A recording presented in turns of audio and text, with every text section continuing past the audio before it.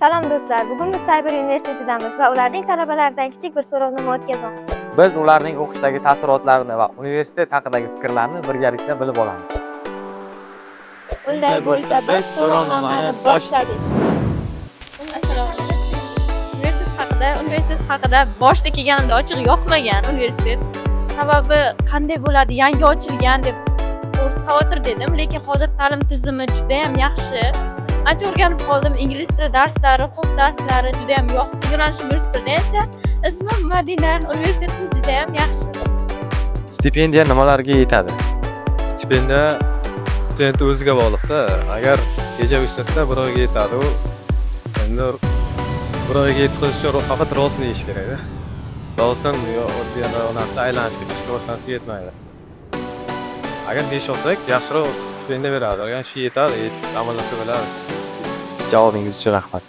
Universitetni qolgan universitetlardan ustunligi nimada deysiz? Menimcha uning talabalari meni eng ustun jihat hisoblanadi va bu yerdagi universitetni bizga berilgan imkoniyatlari boshqa universitetda ancha kuchli hisoblanadi. Assalomu alaykum bolalar. Bizda bir nechta so'rovnoma bor edi. Shu so'rovnoma yuzasidan sizlarga savollarimiz bor. Xo'p, Cyber universitetining qolgan universitetlardan ustunligi nimalarda deb o'ylaysizlar? Cyber universitetining ko'proq menga ustunliklari haqida gapiradigan bo'lsak, ko'proq darslar ko'proq ingliz tilida o'tiladi. Shuningdek, ekofaolligi, ya'ni qog'ozni isroqxonasidan, ya'ni onlayn darslar ko'proq bo'ladi. Keyin ma'ruzalar, seminarlar ajoyib va bilimli professorlar tomonidan o'tilishi bu asosiy farqi deb o'ylayman. Bunga qo'shimcha tarz aytishim mumkin. Cyber universitetining boshqa universitetlardan asosiy farqlaridan biri bu yerda barcha darslar IT ga yo'naltirilgan tarzda amalga oshiriladi. Barcha darslar raqamlashtirilgan tizim asosida amalga oshiriladi. Bu kelajakda bizga ancha katta yordam berishi mumkin deb o'ylayman. Javoblaringiz uchun rahmat. Universitetni qolgan universitetlardan ustunligi nimada deysiz? Hayajon qildi. Universitetmi? Bilmadim. Universitet yangi. O'qituvchilarga gap yo'q.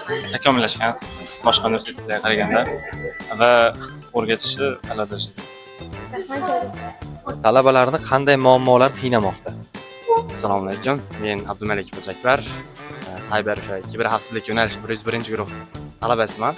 Hozirda hammasi yaxshi. To'g'ri, ko'pchilik o'ylashi mumkin, bu yangi universitet ochildi, ko'p muammolar bo'ladi deb ko'pchilik qiziqmagan bo'lishi mumkin, lekin hammasi yaxshi. O'qishlarimiz zo'r, Xudo xolasa yaxshi marralarga erishib, mana shu universitetda yuqorilarga ko'taramiz. Javobingiz uchun rahmat.